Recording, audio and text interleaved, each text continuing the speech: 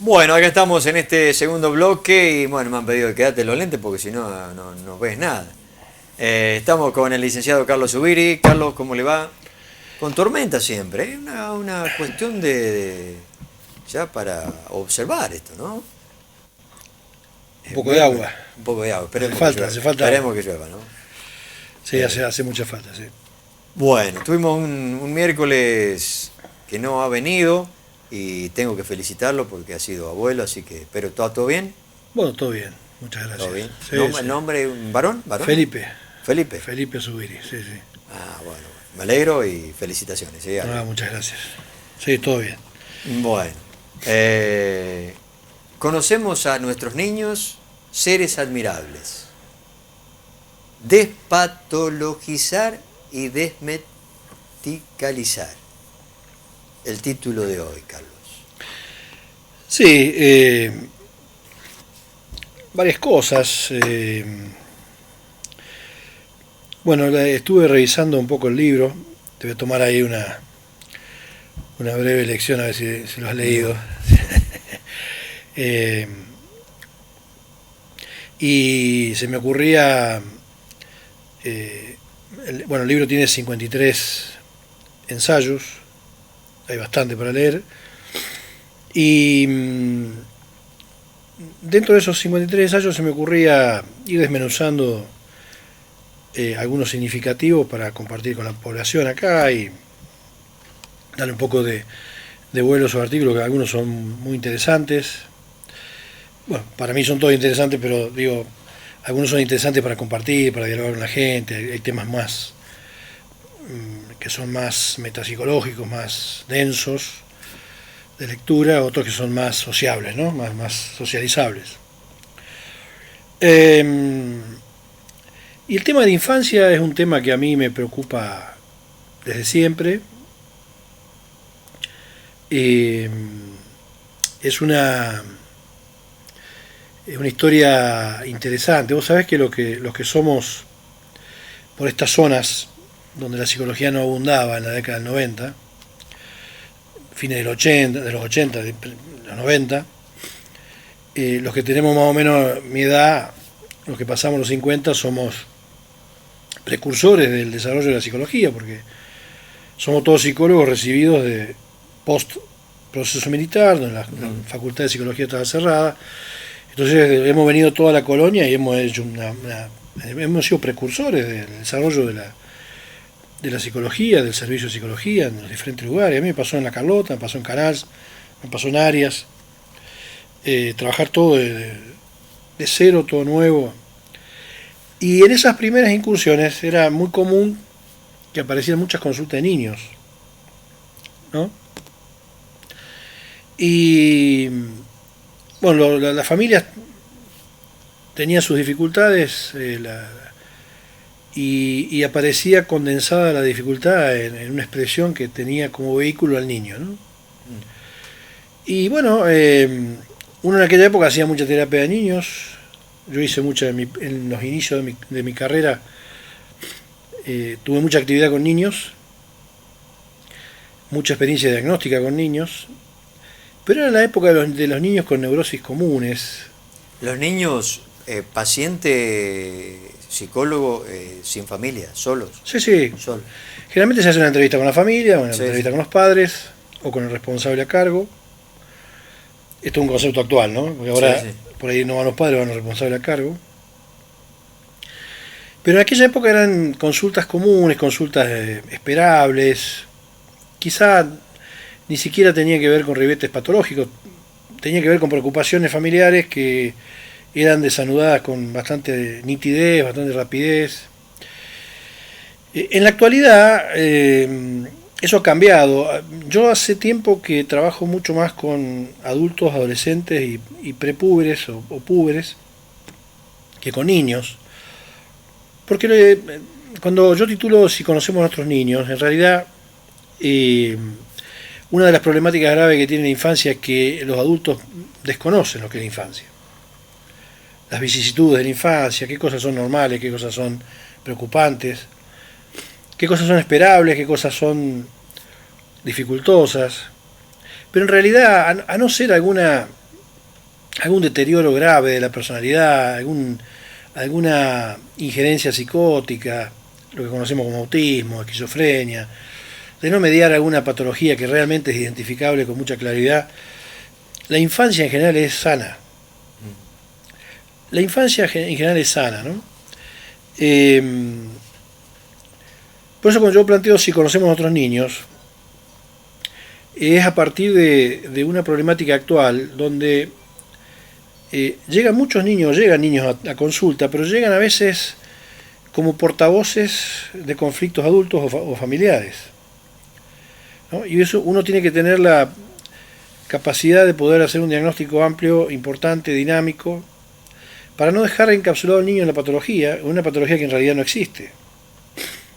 El problema es del adulto. Sí, no específicamente el problema es del adulto, a veces hay una dificultad familiar, a veces hay un conflicto potencial, a veces hay una dificultad específica y el niño es un portavoz, ¿no? ¿Por qué digo esto? Porque en los últimos años en la Argentina y en el resto del mundo, Latinoamérica y parte del mundo, el contexto sociocultural ha establecido un modelo de hombre, un modelo de niño, un modelo de adulto. El modelo tiene que ver mucho con el modelo productivo, seres utilitarios, seres útiles, seres normales, entre comillas, que respondan a una demanda de trabajo y de actividad específica que no distraiga ninguna actividad de las esperables para el ser humano, ¿no? Entonces de repente, cuando empiezan a aparecer algunos síntomas en los niños, aparecen los sabuesos de síntomas, colegas también, que empiezan a cazar síntomas como si fueran apariciones fantasmáticas, digamos, problemáticas, y empieza la filosofía atractiva y desopilante de definir todo como un trastorno, ¿no? Trastorno de déficit de atención, trastorno de hiperactividad, trastorno desorganizativo, es decir, etcétera, etcétera, todos los trastornos habidos. Y medicación también, ¿no? Trastorno del hombre que toma agua, cada síntoma le ponen un nombre de trastorno distinto. Detrás de la palabra trastorno hay lo primero que existe detrás de la palabra trastorno es la falta de escucha.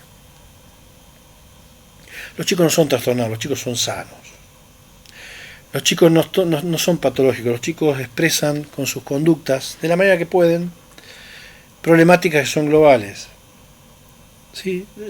El niño de la primera infancia, hasta los 6, 7, 8 años, vive en una comunidad específica con su familia, donde es a veces filtro, a veces, como dice Pichón Rivière, portavoz, chivo emisario, quien se hace cargo de lo negativo del grupo, puede ser quien se hace cargo de decir lo que le pasa al grupo, el portavoz, pero no es una entidad patológica, no es un trastorno.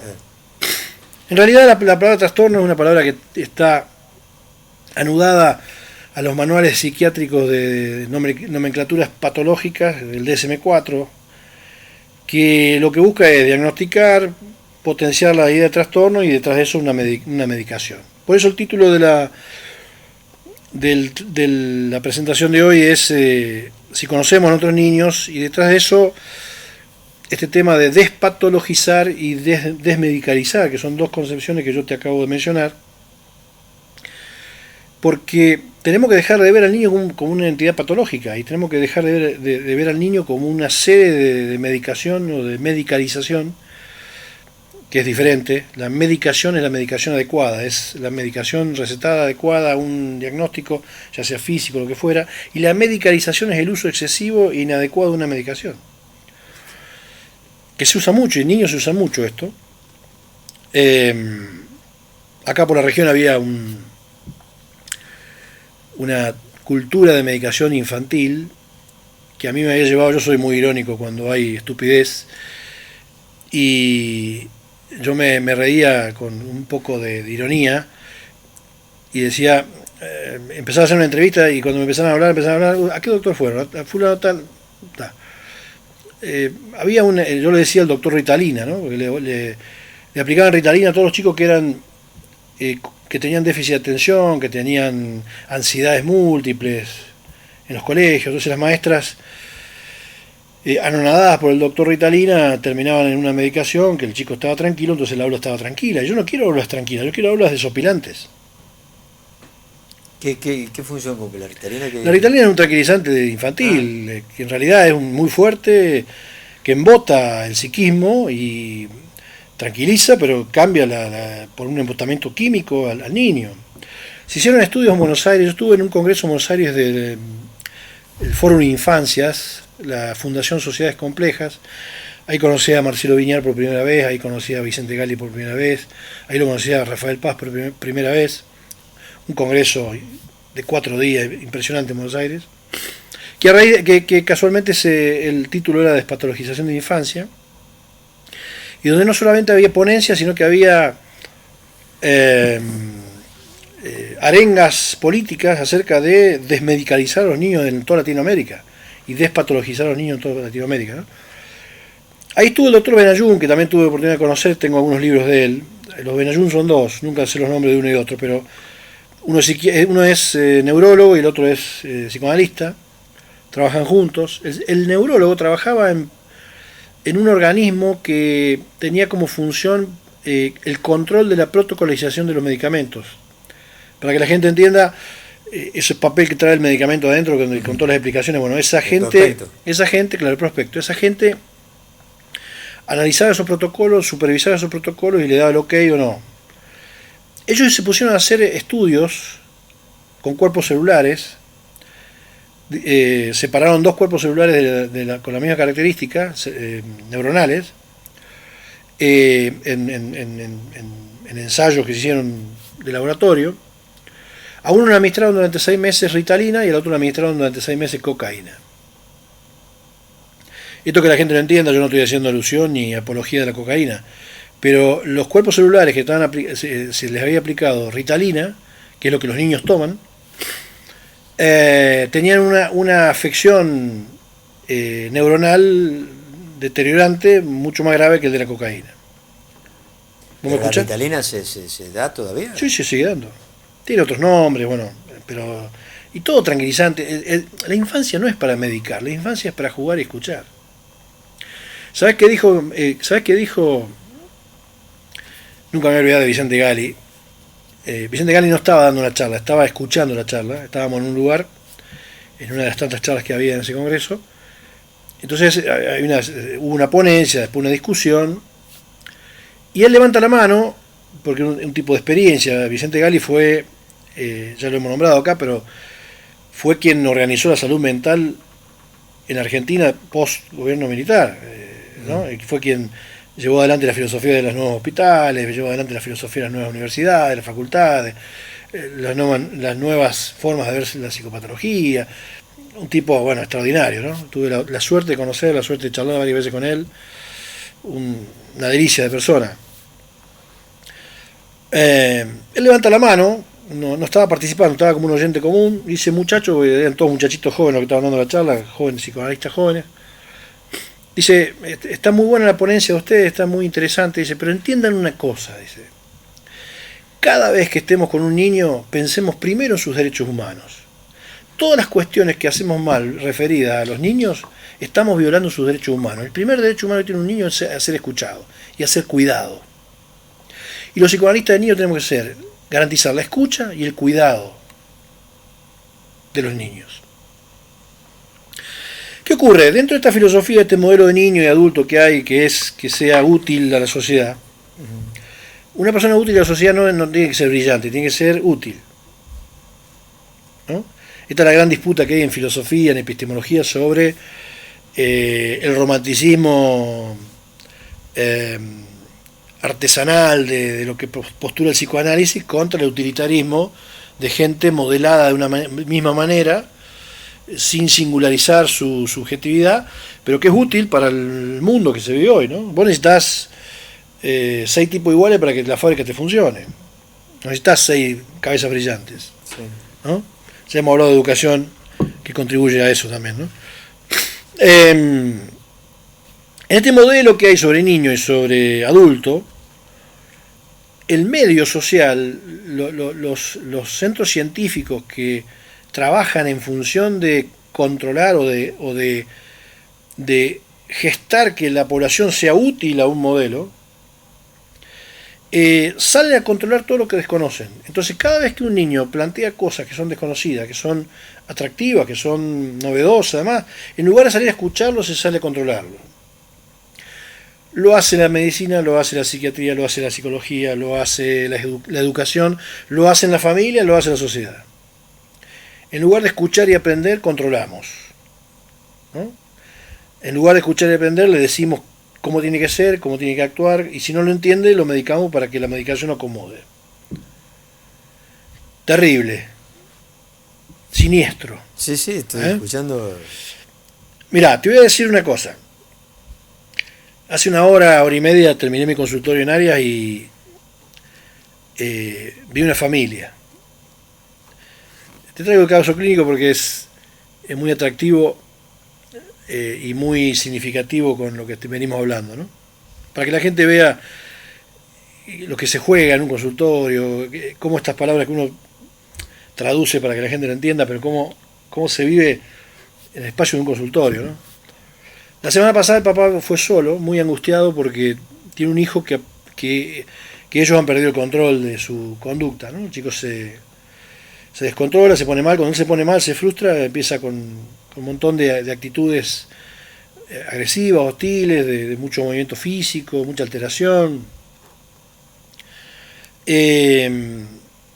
Bueno, hice la entrevista con el padre, ahondamos en su historia, en la historia de la pareja, y le dije, mira, yo quiero seguir con este diagnóstico, quiero ahondar más, y me parece que un paso fundamental sería hacer una hora de juego diagnóstica con la familia. ¿Qué es una hora de juego diagnóstica con la familia? Yo tomo una entrevista con los padres para hablar del niño, para hablar de ellos como pareja, para hablar de ellos individualmente, con el niño en la situación del consultorio, con la propuesta de juego. O sea, tenemos los sillones para los padres y tenemos la alfombra con juegos para que el niño juegue mientras nosotros hablamos. Entonces, hay una teoría que habla de que es muy significativo a veces escuchar lo que los padres van hablando, lo que el chico va jugando, hay relaciones, hay significaciones, hay gestos, hay módulos, hay un montón de observables para poder ver y seguir haciendo el diagnóstico, ¿no? No para quedarme con el trastorno de la conducta o la agresividad como un síntoma de un trastorno y poder entender esa reacción del chico, con qué está modulada, qué nos está significando, qué discurso está expresando de esa manera, pero el chico no tiene a veces otra forma de plantear una problemática. Bueno, vienen a la consulta hoy los tres. Entonces en la primera etapa de la consulta el chico estaban sentados juntos, el nene se sienta en la falda de la madre, empiezan a hablar del nene y empiezan a hablar de todas las cosas que el nene ellos no pueden controlar, y el padre se angustia en un momento y llora por lo que no puede controlar el nene lo mira mal, intenta ir hacia la caja de juego y no se puede disociar de los padres jugando, a veces se disocian y igual expresan cosas que los padres expresan, pero en este caso no se pudo disociar y se vino de vuelta donde estaban los padres y estaba muy atento a los padres, no estaba en una actitud de agresividad, además estaba en una actitud atenta de escucha y viendo cómo los padres estaban angustiados. La angustia de los padres iba saltando de uno a otro, ¿no? Primero el padre, en un momento se tiró hacia adelante, apoyó las manos muy mal, llorando, después la madre lo tenía alzado al nene y también ella muy angustiada, muy mal, llorando. Y el discurso de a poco se fue modificando y el discurso quedó centrado más en una problemática de pareja que existe, que es real y que es el núcleo. Y algunos malentendidos de parejas que son estructurantes, que son para resolver, que seguramente van a tener buena evolución, pero que bueno, están presentes y que si siguen así podría producir algún tipo de eventualidad de complicaciones, ¿no? Alguna ruptura, alguna dificultad mayor o cualquier síntoma que cualquier pareja tiene, que por ahí puede llevar a que la pareja tenga una ruptura. Cuando ellos empiezan a hacerse cargo de sí mismos, ya dejan de hablar al niño, se empiezan a hacerse cargo, el niño se relajó y se durmió. O sea, el chico los llevó al consultorio con su problemática, los situó en el consultorio y cuando ellos pudieron salir del discurso del niño para hablar de ellos, el niño se relajó y se durmió. Una delicia. Para los que somos psicoanalistas, poder contar esto y poder estar en este momento, o estar en esos momentos, son los grandes momentos de un consultorio, ¿no? El nene nos llevó a que ellos hablaran de ellos. Los chicos nos llevan al consultorio, no son patológicos los chicos, no son enfermos los chicos. Se relajó y vos mira cómo se durmió. Está durmiendo en la falda de la mamá, realmente muy dormido, que es más, yo estaba con el aire, porque hoy ha hecho mucho calor, y le digo, tapar un poquito porque está dormido y estaba fresquito, bueno, pero se relajó. Una edad de conciencia ya. Sí, edad de prejardín, casi para primer grado. Cambió el discurso, se descentralizaron del niño, empezaron a hablar de ellos y de su problemática, también con un montante de angustia muy parecido al anterior, ahí estaba la angustia, y el chico automáticamente es como que se disoció de ellos, se relajó y se durmió. Ya están ustedes con lo de ustedes, ya no tengo más nada que hacer ahí. Se durmió. Esto es, cuando yo te digo a vos que el espacio del psicoanálisis y el espacio de las sesiones es uno de los pocos lugares donde todavía uno encuentra sentido a las cosas y donde se procesan cosas para encontrar sentido, que yo lo tomo esto en el segundo artículo, en el segundo ensayo del libro, cuando hablo de los pacientes, seres admirables, que son exploradores de sentido y de sentido singular, ¿no? Es decir, identifican una problemática, la ponen de manifiesto, la consultan, empiezan a interferir en su interior, empiezan a conocerse a sí mismos, buscan un cambio y bueno, en muchas ocasiones modifican buena parte de eso, ¿no? Por eso son grandes valientes, son gente que yo admiro mucho, por dos razones. Una, porque me han enseñado todo, y otra porque bueno, son valientes de poder. Fíjate lo que pasa en Argentina, ¿no? La gente tiene conflicto y nunca los resuelve. El país tiene conflicto y nunca los resuelve. Estamos década por década repitiendo como una compulsión a repetición, diría Freud, ¿no? Esta ley psicoanalítica que dice que lo que no se elabora se repite. Cuando vos no elaborás, no entendés, no conocés lo que te pasa y no lo metabolizás de otra manera, lo vas a repetir. Los pacientes no, los pacientes le buscan el sentido, le buscan mediando angustia, mediando momentos difíciles, es un camino sinuoso, pero es un camino atrapante, porque van hacia un mundo novedoso que está construido por ellos, y es la historia de ellos. Y fíjate de qué manera este niño, ahora, ¿qué pasaba si yo me quedaba con los síntomas desarticulantes de este niño que no puede estar en la escuela, que no puede estar en la casa, ¿verdad? Y terminábamos en un neurólogo con Ritalina?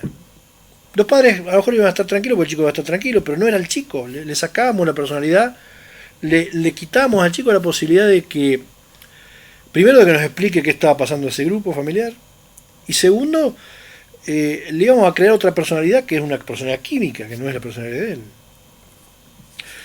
él. Bueno, muy interesante, Carlos. Me quedo pensando y analizando esto de los medicamentos a los niños, ¿no? Para analizar, para saber y para que las familias entiendan también todo esto que dijiste, ¿no? El tema de la medicalización y la patologización de la infancia es un tema más importante en la actualidad de lo que fue la pandemia. Son dos casos muy preocupantes. Las depresiones en adultos, que eso es pandémico. Es pandémico porque, si querés, lo tomamos la semana que viene eso. Bueno. Pero vamos a ver porque hay mucha gente que vive con una depresión potencial sin saberlo, hasta que en un momento aparece, cuando aparece, tiene todos los lineamientos de una depresión, ¿no?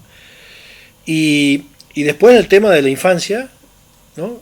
La depresión es una pandemia en adultos, adolescentes y adultos mayores. Y en el caso de la patologización de la infancia y el tema de la medicalización de la infancia es un tema realmente preocupante. Mira, en ese congreso en Buenos Aires estaba un grupo de brasileros que nos invitaron, yo después no fui, tendría que haber ido, a Río de Janeiro.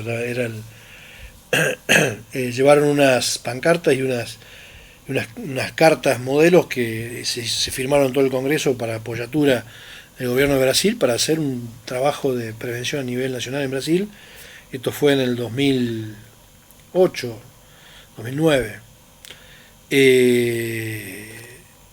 un poco antes, 2007, 2008 debe haber sido de Río de Janeiro. Bueno, con el objeto de que haya una política pública que atienda esto. Porque yo estoy hablando de un caso de un paciente, pero acá hay un montón de de situaciones que hay muchos chicos que llegan al psicólogo después de muchísimas consultas neurológicas y psiquiátricas, ¿no? Porque es como que la mecanización de la epistemología del mundo, del imaginario reinante en la actualidad es acallemos el síntoma. Yo ni siquiera pido una medicación estricta a un paciente psicótico que está delirando, que no entiendo nada, porque si vos con una medicación me lo sacás del delirio, yo no dejo de entender qué le pasa. Desde la locura también hay cosas para entender. El tema es tener paciencia para escuchar. Porque es fácil escuchar al neurótico del libro, ¿no? Este es un obsesivo, este es un fóbico, las neurosis básicas históricas de los 90, ¿no? Que ahora se han modificado, porque ahora vienen mucho más complicadas, ¿no? Por todo lo que es el contexto. Pero este tema de la infancia es un tema interesante. Te invito para refrescarlo la lectura del capítulo que habla de... Lo vamos a leer. Ahí hay 3 artículos encadenados. El primero que es el segundo en realidad, que es el de los pacientes. El segundo capítulo, el que le sigue, que es el de la escucha de la palabra. Y el tercero que habla de la despatologización de la infancia. Están encadenados esos 3 artículos ahí en el inicio del libro, que son preocupaciones que son... Cuando hay un niño que sufre, hay que escuchar. Muy bien, Carlos, te agradezco, lo tocamos la semana que viene y me quedo hablando de los niños, esto que está bajando los nacimientos en Córdoba, ¿no? Es un tema también que, cortito, porque ya me hace seña de que ir a la pausa. ¿Qué pasa cuando un país se transforma en personas de edad solamente? Que no hay nacimientos, está pasando en Italia, dicen, ¿no? Y va a pasar acá también. Estamos en un mundo atravesado por la locura del capital, la locura de producir, la locura de ser útiles y de triunfar económicamente. Entonces, los jóvenes han entendido que una manera de producir eso es quedarse solos. Es mucho más fácil... A ver, pensá vos lo que sería tu economía si vos no tuvieras toda tu familia. Por ahí tendrías... A lo mejor podrías ir a Qatar hoy. No sé, o tantas otras cosas. Bueno, el tema es que cuando los jóvenes actuales que están formados en la posmodernidad, nosotros somos románticos de los 70, 80, los que están formados en esta posmodernidad ya vienen con el chip de la locura del capital, ¿no? La locura materialista. Entonces de repente no hay planificaciones familiares. Yo tengo pacientes de 32, 33 años, mujeres que te dicen, no, la maternidad es para otro momento, yo en este momento quiero seguir estudiando, quiero seguir haciendo esto, como si estudiar fuera una cuestión que es incompatible con la maternidad. En realidad, bueno, yo me recibí de psicólogo y ya tenía mi hijo y mi hija y me fue muy bien, digamos, no es un impedimento. Pero bueno, en la actualidad está planificada en torno a triunfar, a la posibilidad de tener un reconocimiento económico, y cuanto más solo, más fácil, ¿sí? Una persona que gana 150.000 pesos por mes de un sueldo, un docente que tenga varias horas, solo y vive bastante bien. Si tiene que tener una familia, es pobre. Claro, sí, explicado, Carlos. ¿Ganamos el viernes? Por supuesto. Un pálpito, porque estamos haciendo el pálpito.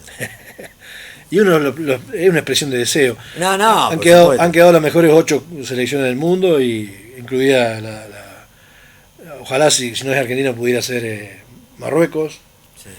Sí. Yo siempre le hago una mención especial a los árabes en mi publicación, a los africanos. Porque... ¿Por qué te iba a ganar un africano? Y sí, Francia va en camino de ganar, así que ahí están todos los africanos. Holanda también, ¿no? Holanda... eran todos rubios de ojos claros, ahora son todos morochos, negros, ¿no? De raza negra, son todos africanos. Gracias, Carlos. A vos. Hasta el miércoles. No dijo el resultado.